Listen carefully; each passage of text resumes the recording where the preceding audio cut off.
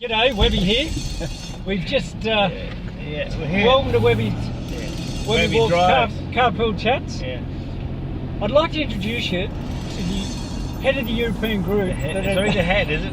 Oh, the head of the European group. Head of the European group that's been instrumental in the development of Totally Webby. instrumental. Totally instrumental. Totally. As devised by, so- created by, the European group. The European group, and they're the push behind it. They're all the intelligence behind this. So, tell me, Rossa. What do I do for exercise? You're looking good. I haven't seen you for a few years. You're looking good. What's the story? How do you? What's your relationship with food all about? I don't have a relationship with food. You don't have a relationship with food. Eat a lot less. Eat at midday. Don't eat much meat. Eat fish, and then eat Greek yogurt maybe in the evening. If I'm hungry, eat a lot of fruit and drink at least 2 liters of water a day.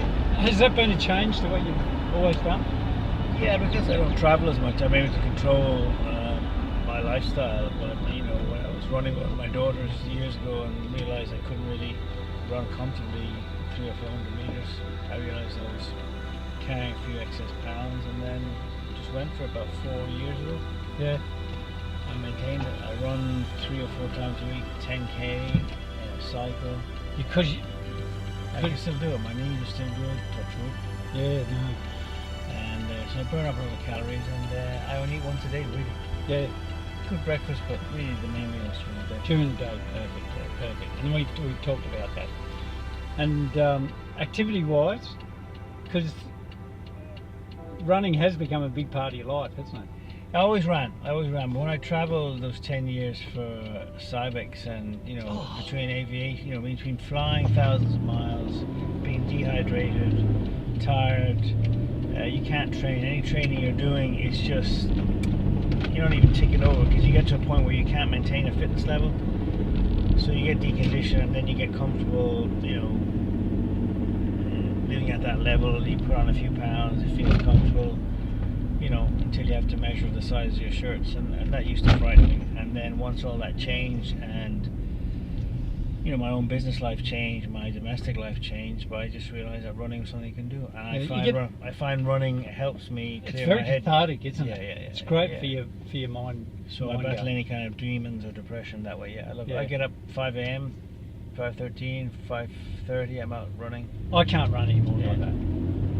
I can't. It's just that I did so much. But I'm lucky, touch wood. I had a fall during the summer, but my knees are still. They're not perfect, but mine's just my lower back, and I did damage to it years ago, and it seems to impede me in that respect, because I used to run everywhere, triathlons and stuff. But in Argentina, I was running easily 24, 22 kilometers 3 times a week, no problem. Yeah, fantastic. In 25, 30 degrees, 50% humidity.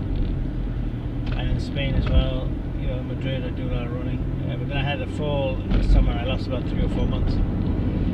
I recovered, but not as good as I used to be, I don't think. But you did it. You started off. I remember a few years ago. You really started off doing a lot of walking.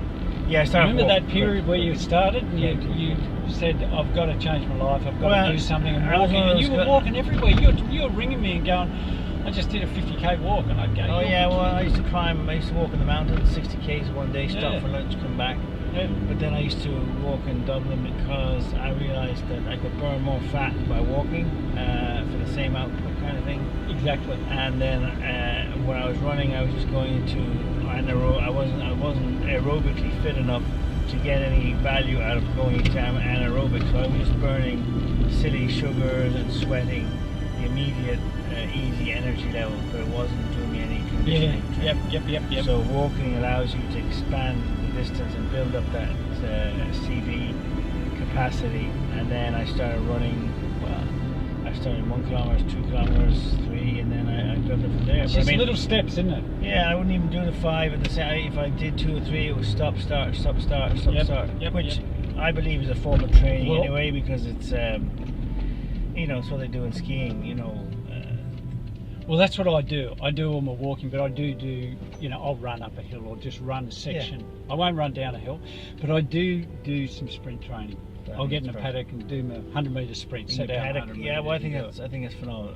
The trick for me is your recovery.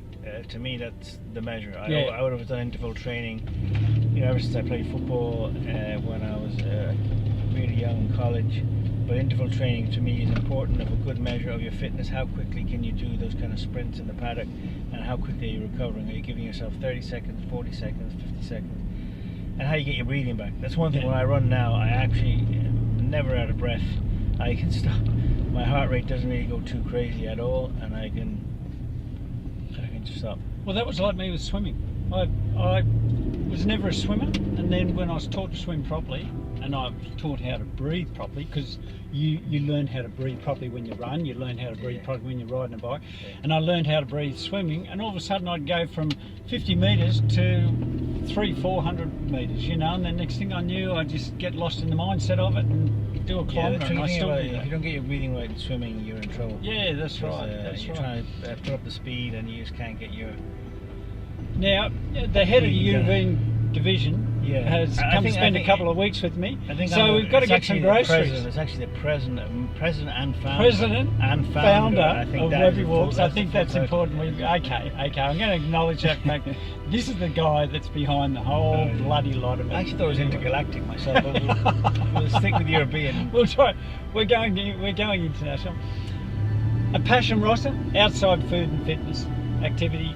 A passion. What's something you're really passionate music. about? What do you love? I love music. You love music. I used to love flying, and then I nearly got my PPL. I love aviation, but music is, I love live music. I think I've seen some band called, what's the name, Max? Oh yeah, Max Music Collective. Oh, is he a collective now? Oh, Yeah. I remember when he wasn't a collective. I remember he was just Max Music. No, I love live music, and I just love music in general. We're going to see Max at some stage too. He'll be something charges. Well, Rossa, thank you very much. Thanks for joining Webby Walks Carpool Chat. It's been enlightening, if anything. Anything, it's been enlightening. Love what you do. Love what you're doing with Webby Walks, and that should put off your watchers. This video should kill the. no, and so let's sign off. Boom boom. Stay active. Stay active. Stay tuned. Boom boom. Boom boom. I got the boom boom the wrong way. You know you did. I got too many boom booms. Lots of boom booms.